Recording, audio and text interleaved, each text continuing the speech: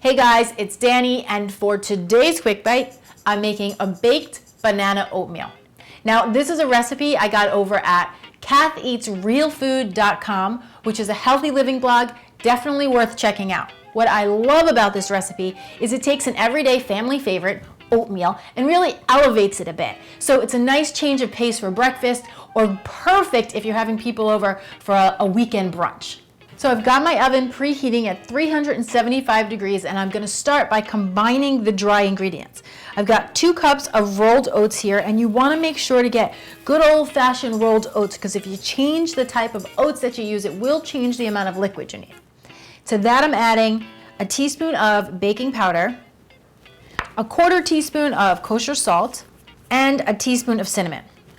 Then just get your fingers in there and bring that all together. In a separate bowl, we're gonna mix the wet ingredients, and you're gonna start out with a medium banana, and you're just gonna use the back of a fork and just mash it up against the side of the bowl until you've got like what looks like a banana baby food. Now, the banana not only infuses banana flavor into the oats, but it's also going to add sweetness to the dish, so we won't need to use any additional sugar. 2 egg whites. You could also do a whole egg here, but I find the whites give it a little more fluff. 1½ cups of 2% milk. And again, any milk you have on hand does work. And a teaspoon of vanilla. Then just mix that all together. And once you've got all the wet ingredients incorporated, you're gonna pour them right on top of the dry ingredients. And then again, mix it together. Now, I've got an 8-inch metal pan that I've lightly coated with a layer of coconut oil. You could also do butter or even a little cooking spray here, but just make sure you grease it with something, because if you don't, it will stick. Then we're gonna line the bottom of the pan with 1 sliced banana. Then take your oat mixture, pour that right on top of the bananas, and just even out the top a bit.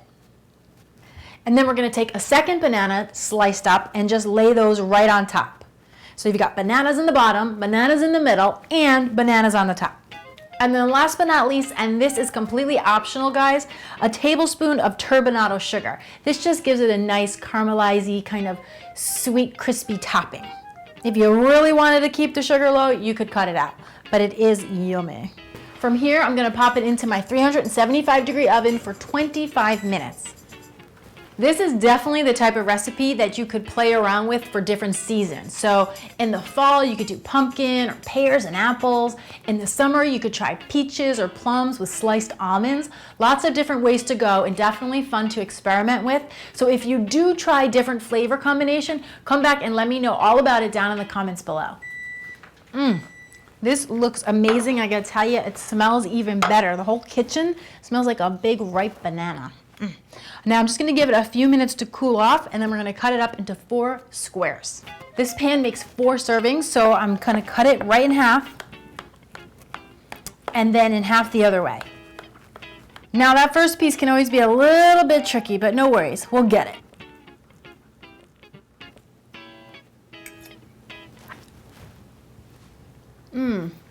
The bananas are so soft and sweet, and the oats are really hearty. This is perfect for a cold winter morning. Healthy comfort food. For more simple and nutritious recipes, tips, and ideas, come on over to cleananddelicious.com, where you can print all the recipes, save your favorite to your personal recipe box, and subscribe to my newsletter. Thanks so much for watching. I'm Danny Spies. I'll see you guys next time with another quick bite. This is perfect for a cold winter morning. Healthy comfort food.